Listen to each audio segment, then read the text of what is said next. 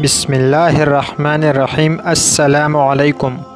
آپ صلی اللہ علیہ وآلہ وسلم نے بنی اسرائیل کے ایک آدمی کا واقعہ سنایا کہ بنی اسرائیل میں ایک آدمی نے دوسرے آدمی سے کہا کہ مجھے نقد رقم چاہیے اور میں پردیسی ہوں، میرا گھر دریا کے پاس بستی میں واقع ہے۔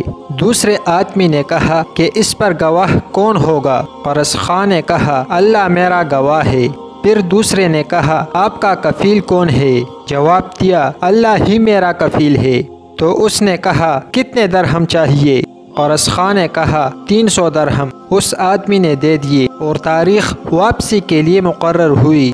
جب وہ قرض واپس کرنے کے لیے آیا تو دریا میں زبردست طغیانی چل رہی تھی، کشتیاں کڑی ہوئی ہے۔ تو یہ آدمی سر پکڑ کر دریا کے کنارے بیٹھ کر فریاد کرنے لگا کہ یا اللہ، میں نے آپ کو گواہ بنایا تھا اور وکیل بنایا تھا، اب مقررہ وقت پر نہ پہنچ سکا تو تیری گواہی جھوٹی ثابت ہوگی۔ جتنا مجھ سے ہو سکا میں نے کر دیا، آگے کام تو کر دینا۔ ایک بڑا تنکا لکڑی کا پڑا ہوا تھا، اس کو اندر سے کودا اور پیسے کی تیلی اس میں ڈالی اور ساتھ اس میں پرچہ لکھ کر ڈالا کہ دریا میں طغیانی کی وجہ سے میں نہیں آ سکا، پیسے اس لکڑی میں ڈال رہا ہوں اور جس کو کفیل اور گواہ بنایا تھا اس کو کہہ رہا ہوں کہ وہ اس کو تجھ تک پہنچا دے۔ لکڑی کو دریا میں ڈال کر خود گھر چلا گیا۔ دوسری طرف لینے والا کشتی کے انتظار میں بیٹھا ہوا ہے۔ جب کوئی کشتی نہیں آئی تو کہنے لگا کہ اللہ کو گواہ بنایا اور خود جھوٹ اور وعدہ خلاف نکلا۔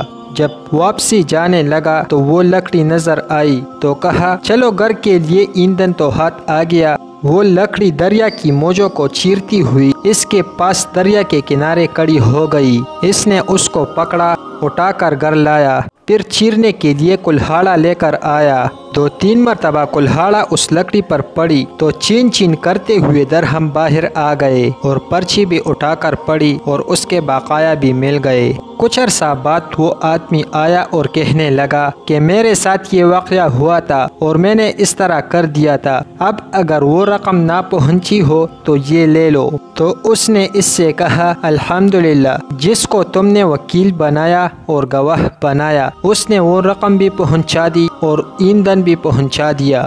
اللہ تعالیٰ پر توکل یعنی بھروسہ کرنا انبیاء کرام کے طریقہ کے ساتھ اللہ تعالیٰ کا حکم بھی ہے۔ جو اللہ پر بھروسہ کرے گا وہ اس کے لیے کافی ہوگا۔